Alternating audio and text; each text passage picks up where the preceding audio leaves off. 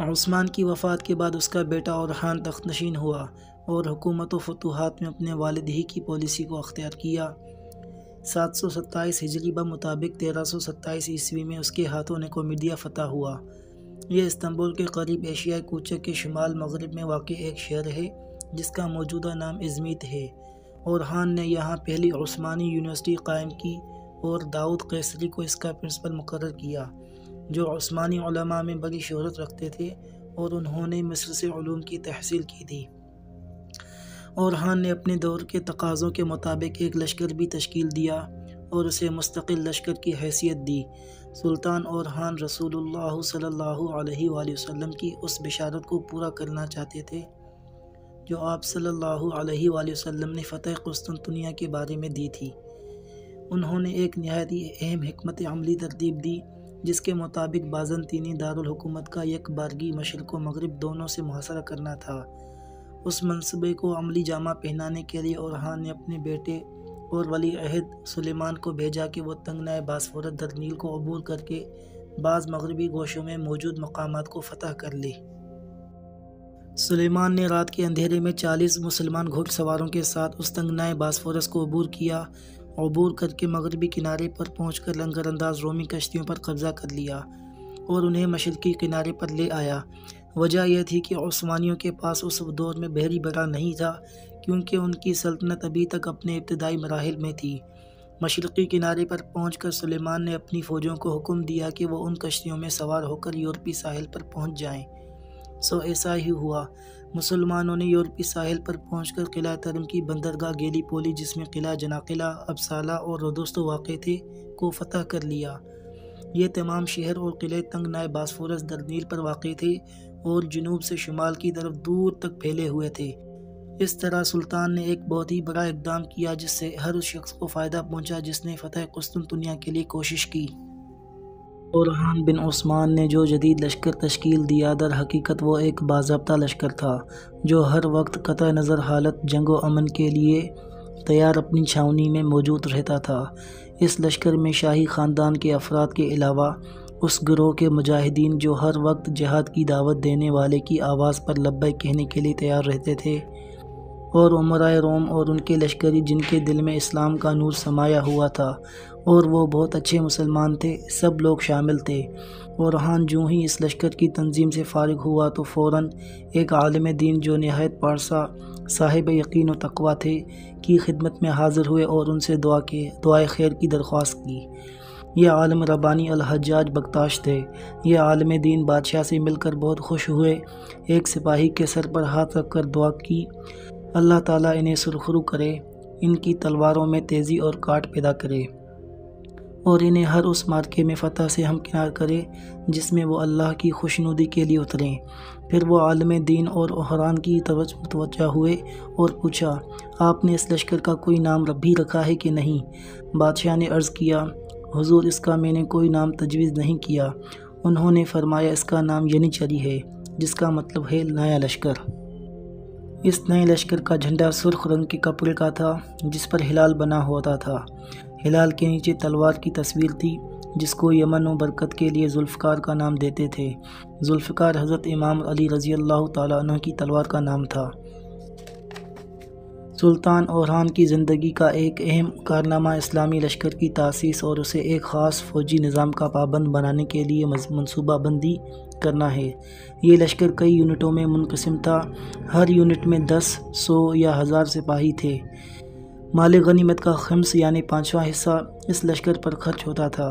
یہ ایک باقاعدہ فوج تھی، اس سے پہلے صرف جنگ کے وقت لوگ رضاکارانہ جمع ہوتے تھے، کسی باقاعدہ فوج کا انتظام نہیں ہوا تھا۔ اورحان نے اس لشکر کے لیے چھاؤنیاں بنائیں جہاں انہیں جنگ کی ٹریننگ دی جاتی تھی۔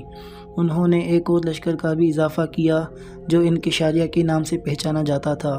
اس میں ان 9 مسلموں کو بھرتی کیا جاتا تھا جو سلطنت کی حدود کے وسیع ہو جانے کی وجہ سے عثمانی سلطنت کے شہری بن گئے تھے اور غیر مسلم اسلام دشمن طاقتوں کے ساتھ جنگ میں مسلمانوں کی کامیابی اور مفتوحہ علاقوں میں بسنے والے لوگوں کی ایک بہت بڑی تعداد کے اسلام میں داخل ہو جانے کی بدولت کافی تعداد میں اسلامی قلمرو میں آباد تھے۔ اورحان نے انہیں مسلم سپاہ میں شمولیت کی دعوت دی اور اسلام کی اشاعت کے سلسلے میں ان کی خدمات حاصل کیں۔ اسلام قبول کرنے کے بعد ان نو مسلموں کو دینی تعلیمات دی جاتی تھیں، اور جب ان کی فکری اور حربی تعلیم و تربیت مکمل ہو جاتی تو انہیں مختلف جہادی مراکز میں بھیج دیا جاتا تھا۔ علماء اور فقہا نے اپنے سلطان اورحان سے مل کر یہ کوشش کی کہ ان کے دل میں جذبہ جہاد، حفاظت دین اور فتوحات کا شوق اور شہادت فی سبیل اللہ کی محبت پیدا کی جائے۔ اسی لیے جب وہ کسی میدان میں اترتے تو ان کا نعرہ ہوتا تھا غازی یا شہید۔ جن بچوں کو خصوصی جہادی تربیت دی جاتی تھی وہ نصرانی نہیں ہوتے تھے، بلکہ یہ ان مسلمان والدین کے بچے ہوتے تھے جو نصرانیت ترک کر کے اسلام قبول کر لیتے تھے اور اسلام کو بطور حیات بخوشی اپنا لیتے تھے۔ یہ لوگ بخوشی اپنے بیٹے حاکم وقت کی خدمت میں پیش کر دیتے تھے تاکہ ان کی اسلامی اصولوں پر تعلیم و تربیت ہو سکے۔ رہے باقی بچے تو ان کا تعلق ان بچوں سے ہوتا تھا جو جنگوں میں یتیم رہ جاتے تھے اور ان کا کوئی پرسانی حال نہیں ہوتا تھا۔ دولت عثمانیہ ایسے بچوں کو اپنا لیتی تھی اور ان کی اسلامی اصولوں پر تربیت کرتی تھی۔ جب بازنطینیوں کے ساتھ مقابلہ کا سلسلہ دراز ہو گیا اور جہادی ذمہ داریاں بڑھ گئیں تو اس نئے لشکر میں بھی اضافہ کر دیا گیا۔ سلطان نے ترک اور ان بازنطینی جوانوں کا انتخاب کیا جو مسلمان ہو چکے تھے اور ان کا کردار اچھا تھا، اور انہیں نئے لشکر میں بھرتی کر دیا گیا۔ پھر ان کی اسلامی اصولوں پر جہادی تربیت کی اور یوں نئے لشکر کی تعداد بڑھ کر کئی ہزار مجاہدین تک پہنچ گئی۔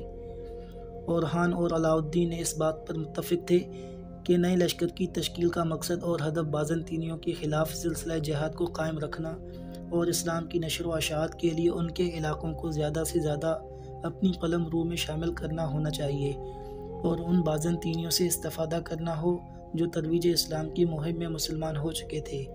نیز ان نو مسلموں کو اسلامی جہاد کی تربیت دینا اور ان کے دلوں میں اسلامی تہذیب کا شوق اور جہاد فی سبیل اللہ کا جذبہ پیدا کرنا تھا۔ الغرض سلطان اورحان نے کسی ایک بھی نصرانی بچے کو اس کے ماں باپ سے نہیں چھینا اور ایک بھی نصرانی بچے کو اسلام قبول کرنے کے لیے مجبور نہیں کیا۔ قراسی سلطنت کی عمارت پر غلبہ پانے کے بعد 20 سال تک اورحان نے کسی علاقے پر چڑھائی نہیں کی۔ 20 سال کا یہ عرصہ ملکی نظم و نسق کو بہتر بنانے، شہروں کے انتظامی امور کو نئے خطوط پر استوار کرنے اور فوجی تنظیم نو میں گزار دیے۔ اس عرصے میں اورحان نے ملک کے کونے کونے میں امن و امان کی صورتحال کو بہتر بنایا، مسجدیں تعمیر کی اور ان کی ضروریات کے لیے محکمہ اوقاف تشکیل دیے، اور ایسے وسیع پبلک ادارے بنائے جو اورحان کی عظمت، شان، تقویٰ اور دانائی کا پتہ دیتے ہیں۔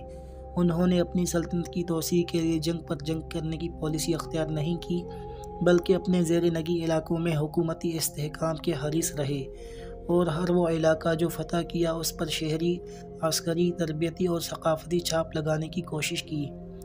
اسی وجہ سے ہر نئی زمین ان کی سلطنت کا اٹوٹ انگ بن گئی، اور باہمی اتحاد کی وجہ سے ایشیائی کوچک میں سلطنت عثمانیہ کے علاقے ایک مثال بن گئے۔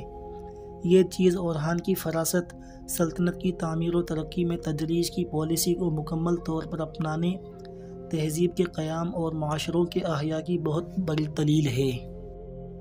1358 عیسوی میں تراقیہ کے شہر میں زلزلہ آیا اور اس زلزلے نے گیلی پولی کی دیواریں ہلا کر رکھ دیں، جس کی وجہ سے یہاں کی آبادی علاقہ چھوڑنے پر مجبور ہو گئی، اور کچھ ہی عرصے میں گیلی پولی کا شہر یورپ میں عثمانیوں کا ہراول دستہ بن گیا۔ وہ اولین حملے جو جزیرہ نما بلقان کی فتح پر مندرج ہے، اسی شہر سے کیے گئے تھے۔ عثمانیوں کا جدید فوجی نظام، جسے نظریاتی بنیادوں، تربیتی منہج، ربانی اہداف کے مطابق تشکیل دیا گیا تھا، اور اس کی نگرانی عثمانیوں کے بہترین قائد کر رہے تھے۔ سلطان اورحان کو جب سلطنت ملی تو اس کا رقبہ 1600 مربع کلومیٹر تھا، مگر جب اورحان کا وصال ہوا تو سلطنت کا رقبہ 95,000 کلومیٹر تھا۔